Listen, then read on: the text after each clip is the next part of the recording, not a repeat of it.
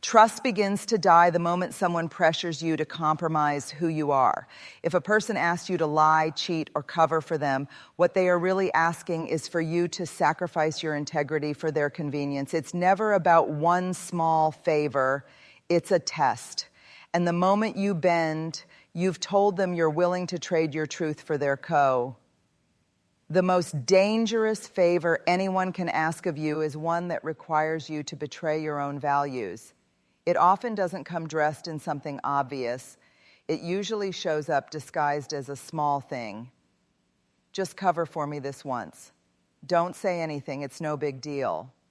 Can't you just look the other way?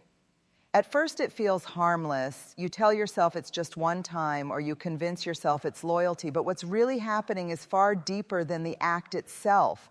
It's a test of whether your integrity has a price. The truth is, when someone asks you to step outside of your values for their comfort, they are not just asking for a favor, they are asking for ownership over your character. And the moment you say yes, you've silently told them that your truth can be bent, reshaped, or even silenced if the right person pressures you. Think about it. Your values are not just nice words.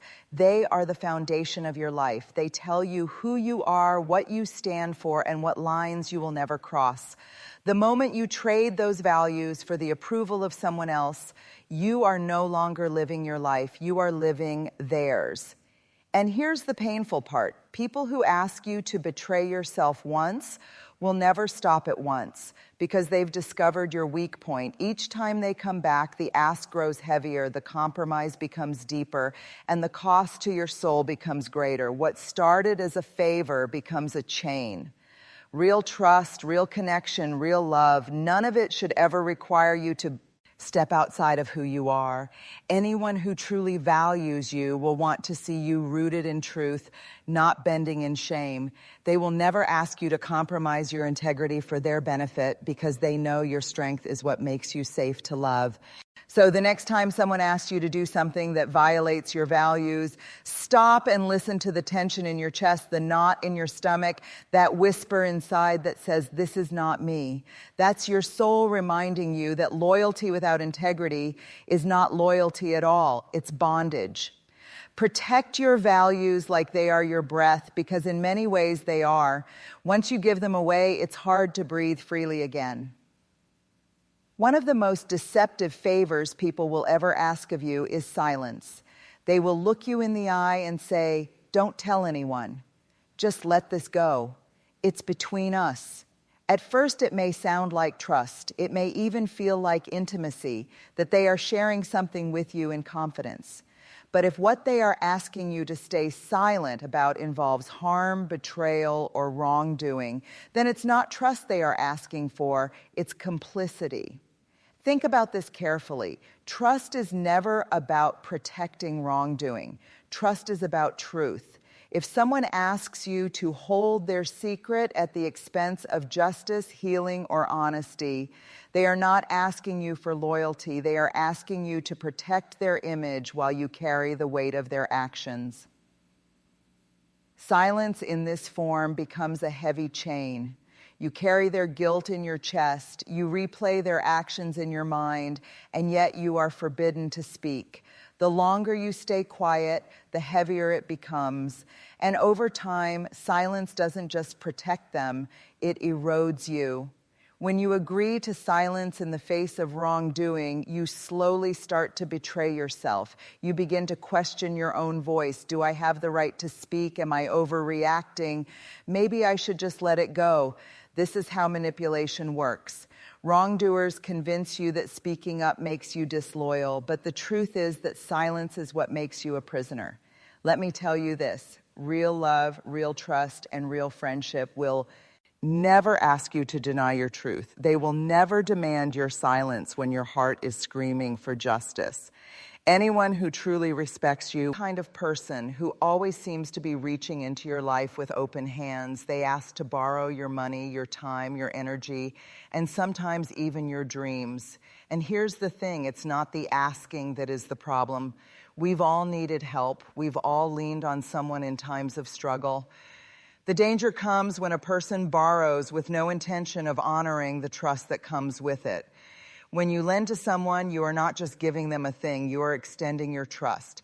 You are saying, I believe you will respect what I've placed in your hands.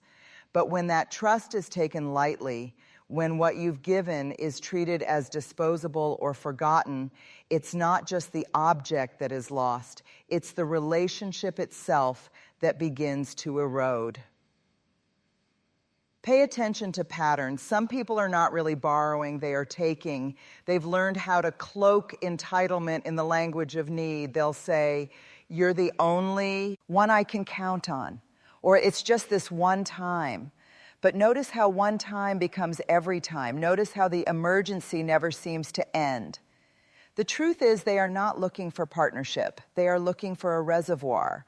And the reservoir is you. Your kindness becomes their bank account. Your time becomes their calendar. Your boundaries become optional. And here's the part we often overlook. Every act of lending changes the balance of power in a relationship. When lending is mutual, when both sides give and return, power is shared, respect grows, and connection deepens. But when one side always gives and the other always takes, imbalance grows.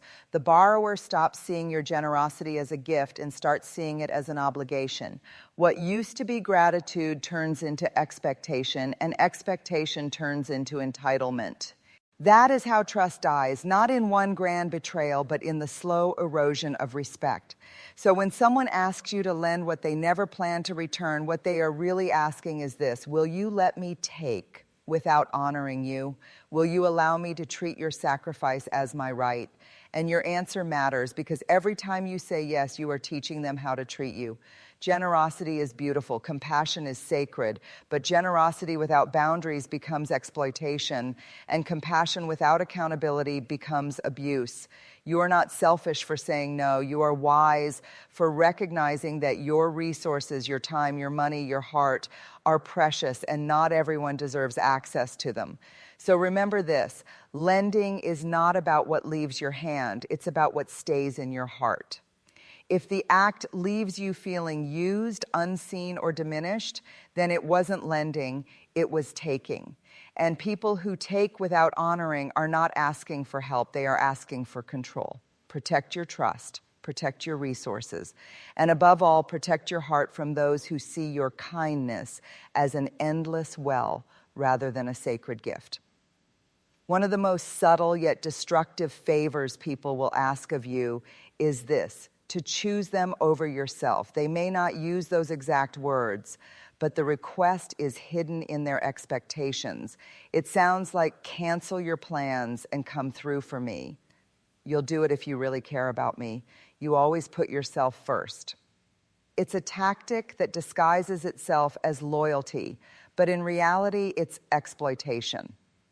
Here's the truth. Love, respect, and friendship never require you to abandon yourself.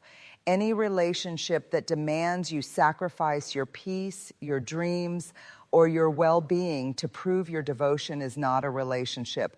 It's a transaction where you lose and they win. Think about what it feels like when someone puts you in that position. You wrestle with guilt. You wonder, am I being selfish? Am I letting them down? Slowly, you start to learn that the only way to keep their love or approval is to put yourself last. And before you know it, you begin to disappear. At first, it may look like small sacrifices, skipping rest to help them, ignoring your own needs to meet theirs. But over time, these small choices create a life where you no longer recognize yourself. Your identity becomes tied to how much you can give, how much you can lose, how much of yourself you're willing to erase for them. And let me tell you something, anyone who truly values you would never want that for you, because real love celebrates your wholeness, not your emptiness. Real love wants to see you full, not drained. Real love cheers when you choose yourself, because your strength, your health, your joy make you capable of deeper, truer connection. But people who ask you to choose them over yourself are not after love. They are after control. They measure your loyalty by your willingness to abandon your own needs. They frame sacrifice as proof of devotion, but the devotion is always one-sided. They do not lose when you give, they gain. And every time you choose them instead of you, the scales tip further until the balance of the relationship is gone. Here's the danger. Once you make a pattern of putting them first, they come to expect it. What was once a request becomes a demand. What was once occasional becomes constant.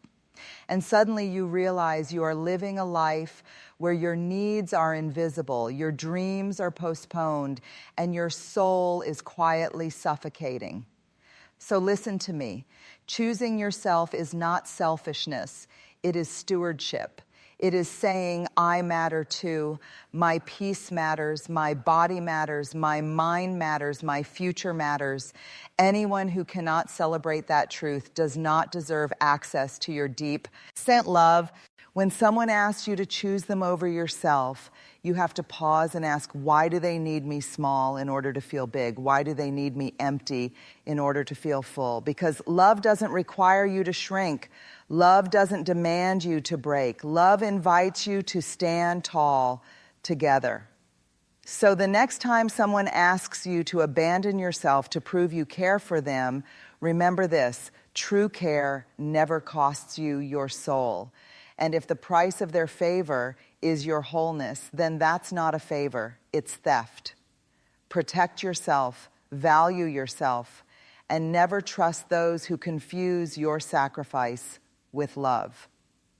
One of the most dangerous requests you will ever hear is this: don't tell anyone. It sounds simple, it sounds harmless.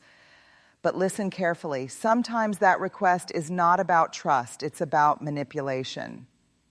When someone asks you to hide the truth from others, they are not asking for your loyalty. They are asking you to become the guardian of their illusion. They want you to protect their reputation, even if it costs you your peace. They want you to carry their secrets, even when those secrets weigh like stones on your heart. Here's the problem with that. The moment you agree, you step into a role you were never meant to play. You become the shield between who they are and how the world sees them.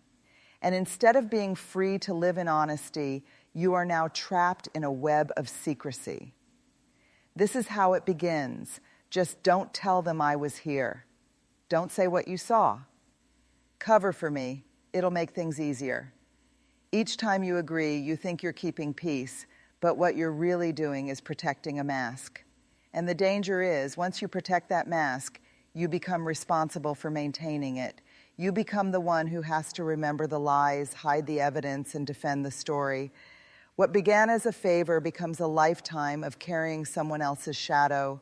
The truth is heavy, but lies are heavier. Carrying truth might cost you relationships, but carrying lies will cost you yourself. Because every time you hide the truth for someone else, a part of your own truth goes quiet. Your voice weakens. Your confidence shrinks. You start living with a knot in your chest because deep down, you know you're betraying what is real. And here's the hardest part. When you agree to hide someone else's truth, you also agree to take on their consequences. If the truth comes out, and it always does, you will be dragged into their storm. And the very person who asked you to keep silent will be the first to abandon you. Because the mask was never about the relationship. It was about their protection. Remember this: trust is never built on lies. A relationship that requires deception to survive is not a relationship, it's an illusion. If someone cannot stand in the truth of who they are, then they are not ready for genuine connection. And if they ask you to guard their mask, what they are really saying is, I value my image more than I value your peace. You deserve better than that. You deserve people who can stand in truth without dragging you into secrecy. You deserve relationships where honesty is safe, where integrity is celebrated, and where trust is built on what is real, not what is hidden. So the next time someone asks you to hide the truth, pause. Ask yourself, am I protecting this person, or am I protecting their mask? Am I guarding a life, or am I guarding a lie? If the answer is the latter, then know this: it's not a favor, it's a trap. And you cannot live free while carrying someone else's disguise. There is a kind of favor that seems innocent at first, but is actually one of the most destructive. When someone asks you to dim your light so that they can feel brighter, they won't always say it directly. It often comes out in saucy little comments. Don't show off. Tone it down. You're making everyone uncomfortable. You think you're better than us now, don't you? At first, you might laugh it off. You tell yourself, maybe they're right. Maybe I should hold back. But here's the truth. Anyone who feels threatened by your growth will always try to shrink you because your light exposes the shadows they haven't dealt with in themselves. This is not about humility. This is about insecurity. Humility is knowing your light and still choosing to walk with kindness. Insecurity is asking someone else to hide their light because you refuse to find your own. Think about how it feels when you're told to dim yourself. You sit in a room with people you love, and instead of celebrating your accomplishments, they roll their eyes. Instead of clapping for your progress, they stay silent. Instead of saying, I'm proud of you, they say, don't forget where you came from. Slowly, you learn that being yourself fully, unapologetically comes with punishment. And so you begin to shrink. You stop sharing your wins. You silence your dreams. You dim your light, not because you want to, but because you want to keep the peace. But here's the danger. When you diminish yourself for the comfort of others, you don't just lose your light, you lose your identity. You start to believe that you are too much, too ambitious, too loud, too passionate, too bright. And over time, you forget that your light was never a threat. It was a gift. The truth is, your light was never meant to make others feel small. Your light was meant to inspire them to rise. If they choose to see your brightness as an insult instead of an invitation, that's not your burden to carry. That's their shadow to confront. People who love you will never ask you to dim. They will stand in your light and feel joy, not jealousy. They will clap when you win because your win does not mean their loss. They will remind you that your brightness makes the world better, not worse. So when someone asks you to diminish your light so they can shine, recognize it for what it is: fear. Fear of being unseen, fear of being left behind, fear of facing the truth about themselves. But do not make the mistake of carrying their fear as your responsibility. You were not born to live small. You were not given gifts, talents, and dreams just to bury them under the weight of someone else's insecurity.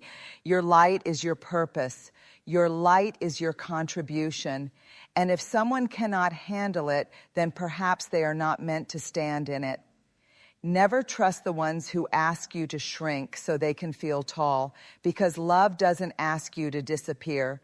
Love says, shine brighter, I'll shine with you. So shine. Shine even if it blinds them. Shine even if it makes them whisper. Shine even if it means walking alone for a season. Because the world doesn't need less of your light, it needs all of it. When you step back and look at all of these so-called favors, you begin to see a pattern. They are never really about kindness. They are never about mutual love or respect. They are about control. Each request, whether it's to betray your values, to stay silent, to lend without return, to choose them over yourself, to hide the truth, or to dim your light, is designed to strip away a piece of you so they can feel secure, powerful, or protected. And here's the sobering truth. The danger is not just in what they ask of you, but in what you begin to believe about yourself. If you say yes often enough, you start to think you're obligated to betray yourself in order to belong. You begin to confuse loyalty with bondage, generosity with exploitation, silence with strength, and shrinking with humility. But deep inside, something breaks every time you betray who you are just to keep someone else comfortable. You were never created to live in the shadows of someone else's demands. You were born with values that are worth protecting, a voice that is worth hearing, resources that are worth respecting, a self that is worth choosing, a truth that is worth speaking, and a light that is worth shining. So never trust those who twist the word favor into a tool of manipulation. Real love will never require you to betray yourself. Real trust will never ask you to hide what is true. And real connection will never need you to dim your brilliance. The greatest act of courage you can show in life is to say no when that no is the only way to protect your soul. Because at the end of the day, it is far better to disappoint someone else than to abandon yourself. Choose your truth, guard your values, shine your light, and trust only those who celebrate the fullness of who you are, never those who ask you to trade pieces of yourself in exchange for their comfort. That is not favor, that is theft, and you deserve better. M. Fort. Guard your values. They are the compass that keeps you from getting lost in someone else's chaos.